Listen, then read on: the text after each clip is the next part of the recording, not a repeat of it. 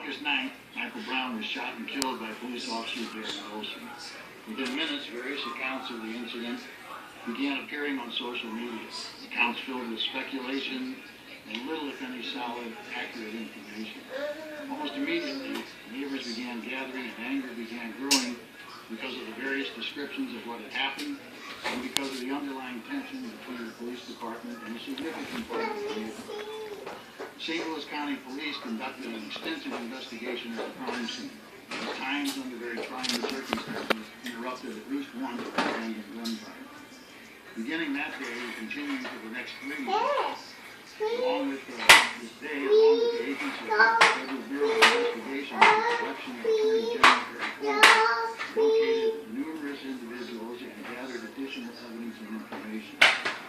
Fully aware of the unfounded but growing concern in some parts of our community that the investigation and review of this tragic death might not be full and fair, I decided immediately that all of the physical evidence gathered, all people claiming to have witnessed any part of all of the shooting, and any and all other related matters would be presented to the grand jury. The grand jury of 12 members of this community, selected by a judge in May of this year, long before this shooting occurred. I would like to briefly expand upon the unprecedented cooperation between the local and federal authorities. When Attorney General Holder first announced the federal investigations just days after the shooting, he pledged that federal investigators would be working with local authorities as closely as possible at every step of the way, and would follow the facts wherever they may take us. General Holder and I both pledged our separate investigations follow that trail of facts, with no preconceived notion of where that journey would take us. Our only goal was that our investigation would be thorough and complete to give the grand jury, the Department of Justice, and ultimately the public all available evidence to make an informed decision. All evidence obtained by federal authorities was immediately shared with St. Louis County investigators. Likewise, all evidence gathered by St. Louis County Police was immediately shared with the federal authorities. Additionally, the Department of Justice conducted its own examination of all the physical evidence and performed its own autopsy. Another autopsy was performed at the request of the Brown family, and all of this information is also shared. Just as importantly, all testimony before the St. Louis County Grand Jury was immediately provided to the Department of Justice. So although the investigations are separate, both the local and the federal government follow the same information.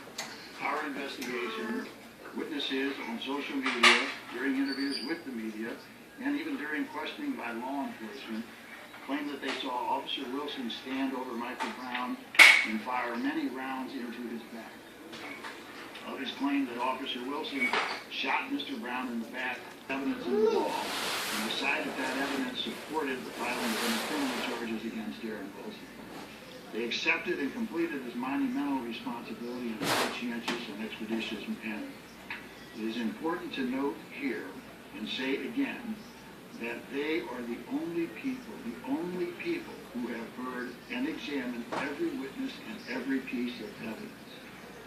They discussed and debated the evidence among physical and scientific evidence examined by the grand jury, combined with the witness statements supported and substantiated by that physical evidence, tells the accurate and tragic story of what happened. A very general synopsis of the testimony and the physical evidence presented to the grand jury follows. Please note that, as I have promised, the evidence presented to the grand jury, with some exceptions, and the testimony of the witnesses called to the continued walking down the middle of the street. As they passed, Wilson observed that Michael Brown had cigarillos in his required by Officer Wilson was still inside the vehicle. Mr. Brown ran east on Canfield, and Officer Wilson gave chase. Near the corner of Canfield and Copper Creek, Mr. Brown stopped and turned back towards Officer Wilson. Officer Wilson also stopped. As Michael Brown moved toward Officer Wilson, several more shots were fired. As such is a solid foundation upon which cases are built. And statements changed, while Mr. Brown was standing outside.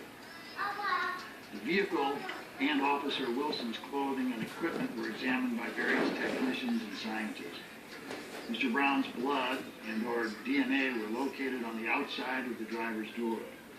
His blood and DNA were also found on the outside of the left rear passenger door of the police vehicle. Mr. Brown's blood or DNA was found on the inside of the driver's door, the upper left thigh of Officer Wilson's pant leg, the front collar of Officer Wilson's shirt, and on Officer Wilson's weapon. Additionally, a bullet fired from Officer Wilson's weapon was located inside the driver's door. The shot was fired from inside the vehicle, striking the door at a downward angle at the armrest. The second bullet was not recovered. Regarding the gunshot wound to Mr. Brown, it should be noted that the 3 separate autopsies were conducted. One by St. Louis County Medical Examiner's Office, one by a private pathologist, and one by the Department of Defense Armed Forces Medical Examiner. The results of all 3 autopsies are consistent with one another. There are actually 2 police vehicles and 4 officers present, with only 1 officer fired a weapon. Most witnesses agreed that near the corner of Canfield and Copper Creek, Mr. Brown stopped and turned around facing Officer Wilson. Some said Mr. Brown did not move toward Officer Wilson at all, but was shot multiple times as he stood near the corner with his hands raised. In subsequent interviews with law enforcement or their testimony before the grand jury, many of the same witnesses acknowledged that they didn't actually see the shooting. Some were running for cover, some were relating what they heard from others, or as I said, what they assumed happened in that case. Several other witnesses maintained their original statement that Mr. Brown had his hands in the air and was not moving toward the officer when he was shot. Others said that he was shot